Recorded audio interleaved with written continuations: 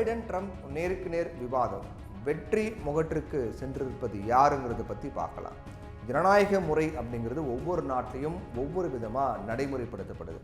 ஆனால் ஜனநாயகத்தை பொறுத்தவரை மக்களே இறுதி எஜமானர்கள் அப்படிங்கிறது தான் எல்லாவற்றுக்கும் அடிப்படையாக இருக்கு. இங்கிலாந்தில் இந்தியாவில் இருப்பதை போன்ற நாடாளுமன்ற ஜனநாயகம் நடைமுறையில் இருந்தாலும் அங்கே மரபு வழியாகவே அவைகள் நடத்தப்படுகின்றனவே தவிர சட்ட விதிகள் படி கிடையாது. ஆனால் இதன் அடிப்படையில் இங்கிலாந்து நாடாளுமன்றத்தில் எந்த தீர்மானமும் நிறைவேற்றப்பட்டாலும் அதுதான் இறுதியானது. மக்களால் தேர்ந்தெடுக்கப்பட்ட அவை என்பதால் அதற்கு அவ்வளவு முக்கியத்துவம் தராங்க. அதே அமெரிக்காவின் ஜனநாயகம் சற்று மாறுபட்டது. முழுக்க முழுக்க சட்டத்தின் ஆட்சியே அங்கு நடக்கிறது. சட்ட வழியின்படியே தான் எல்லாமே நடக்குமே தவிர மரபுகள் எல்லாம் அதுக்கப்புறம் தான். அந்த வகையில் அங்கே அதிபர் ஆட்சி நிலைநாட்டப்பட்டிருக்கிறது. Government for the people, of the people, by the people அப்படிங்கிற புகழ்பெற்ற ஜனநாயக வாசகத்தை அமெரிக்காவின் அதிபர் ஆபிரகாம் லிங்கன் 1863 நவம்பர் மாதம் 19 அன்னைக்கு உள்நாட்டு போர் முடிந்த உடனே சொன்ன போதிலும் மக்களுக்காகவே சட்டம் என்கிற நிதியின் படி அமெரிக்க ஜனநாயகம் நிலைநாட்டப்பட்டு வருது.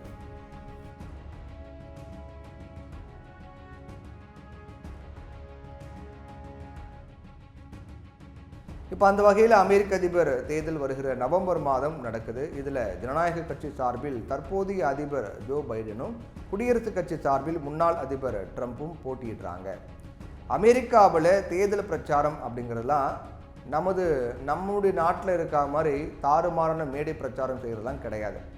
உள்ளரங்க பிரச்சாரம் போன்றவையும் குறிப்பாக வெளிநாட்டு கொள்கையும் முக்கிய இடம் பெறும். மேலும் அதிபர் தேர்தலில் போட்டியிடுறவங்க நேருக்கு நேர் விவாதம் நடத்தி மக்கள் திட்டங்களை பற்றி விளக்குவாங்க. அதன்படி ஜோ பைடன் ட்ரம்ப் இடையான முதல் விவாதம் நடந்துச்சு. அமெரிக்காவை சேர்ந்த பிரபல CNN தொலைக்காட்சி இந்த நிகழ்ச்சியை நடத்தினாங்க. இதுக்காக பல்வேறு ரூல்ஸ்களும் வகுக்கப்பட்டது. இரு தலைவர்களுக்கும் தனித்தனியாக பேச நேரம் ஒதுக்கப்பட்டது. அப்புறம் ஒருவர் பேசும்போது மற்றவருடைய மைக் ஆஃப் செய்யப்பட்டது. விவாதத்தில் குறுக்கிட அனுமதி தரப்படலை. தனக்கு முன்பு ஆட்சியில் இருந்த ட்ரம்ப் பொருளாதாரத்தை சீர்குலைத்து இருந்தார் அப்படின்னு தன்னுடைய ஆட்சியில் புதிய வேலைவாய்ப்புகள் உருவாக்கப்பட்டதாகவும் மருந்துகள் விலைகள் குறைக்கப்பட்டதாகவும் அவர் சொன்னார். இதற்கு பதில் கொடுத்த டொனால்ட் ட்ரம்ப் பைடன் ஆட்சியில் வேலைவாய்ப்பு உருவாக்கப்பட்டது உண்மைதான், ஆனால் அது முறைகேடாக குடியேறியவர்களுக்கு மட்டுமே உருவாக்கப்பட்டதாக விமர்சனம் பண்ணார் டொனால்ட் ட்ரம்ப். அதோட அமெரிக்கர்களுக்கு வேலை கிடைக்கிறது கிடையாது அப்படின்னு பதில் கொடுத்தார். அமெரிக்க வரலாற்றில் மிக மோசமான அதிபர் என்று ரெண்டு பேருமே மாற்றி மாற்றி விமர்சனம் பண்ணிக்கிட்டாங்க. பைடனுக்கு வயதாகிவிட்டதாக விமர்சனங்கள் ட்ரம்ப் விமர்சித்த நிலையில் அதற்கு பைடன் பதிலடி கொடுத்திருக்காரு. இத்தனை காலம் அனுபவம் பத்தவில்லை என்று விமர்சிப்பவர்கள் இப்போது வேறு வழியில்லாமல் வயதாகிவிட்டதாக விமர்சித்ததாக சாடினார். ஆப்கானிஸ்தான் போர், உக்ரைன் போர், காசா போர் குறித்தும் ரெண்டு பேருமே முக்கியமான பாயிண்ட்டுகளை முன்வைச்சாங்க. மாறி மாறி விமர்சனம், இப்படி ரெண்டு தரப்பு மாறி மாறி காட்டமான விமர்சனங்களை முன்வைச்சாங்க. அதே நேரம் இந்த விவாதத்தில் ஒட்டுமொத்தமாக பார்க்கும்போது ட்ரம்ப் தான் ஆதிக்கம் செலுத்தினார். மொத்தமாக விமர்சனங்களுக்கு பதில் கொடுக்கும் பகுதியில் ட்ரம்ப் சுமார் 23 நிமிடங்கள் பேசினார். அதே நேரம் பைடன் 18 நிமிடங்கள் மட்டுமே பேசியிருக்கார். பைடன் பேசும்போது பல இடங்களை திக்கி திணறினார். அவரது பல முறை இருமிக்கிட்டே இருந்தார். அதனால் அவரால் நீண்ட நேரம் தொடர்ச்சியாக பேச முடியல என்றெல்லாம் இந்த மாதிரிலாம் ஊடகங்கள்லாம் செய்திகள் வெளியாச்சு. முன்னாள் மேரிலாந்து கவர்னர் மார்ட்டின் ஓ மல்லியன் என்பவர் ஜோ பைடனுடைய ஜனநாயக கட்சி தான், ஆனால் அவரே பைடனை விலக சொல்லியிருக்கார்.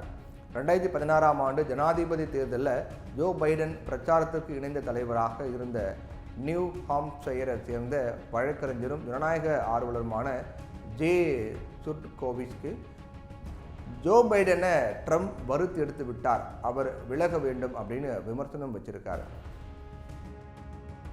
2016 நடைபெற்ற அமெரிக்க அதிபர் தேர்தல் பிரச்சாரத்துக்கான செலவு இந்திய ரூபாய் மதிப்பில் சுமார் 48,044 கோடியே 86,59,800 ரூபாய்.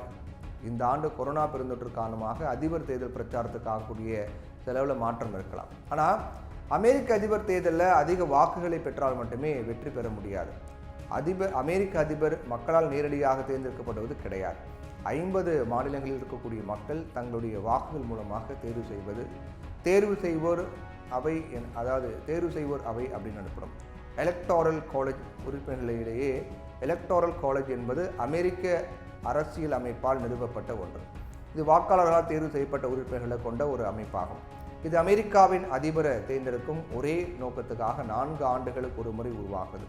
ஒவ்வொரு மாநிலமும் அதன் மக்கள் தொகையின் அடிப்படையில் ஒரு குறிப்பிட்ட எண்ணிக்கையிலான எலக்டோரல் காலேஜ் பிரதிநிதித்துவத்தை பெறுறாங்க.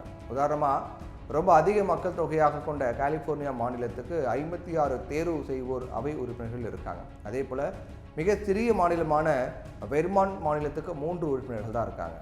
இதில் ஒரு ஆச்சரியமான சுவாரஸ்யமான விஷயம் என்னன்னு பார்த்தீங்கன்னா, 50ல் 48 மாநிலங்கள் மாநில வாக்குகளில் பெரும்பான்மை வாக்குகளை பெறுவதற்கு அந்த மாநிலத்தின் எல்லா அவை உறுப்பினர் இடங்களையும் தந்துடுறாங்க. இப்படி அதிக வாக்குகளை பெற்றவர்களை விட தேர்வு அவைக்குழு உறுப்பினர்களாகிய அதிபர்கள் நேரடியாக தேர்வு செய்யப்படுகிறார்கள் அப்படிங்கிறத புரிந்து கொள்ளலாம்.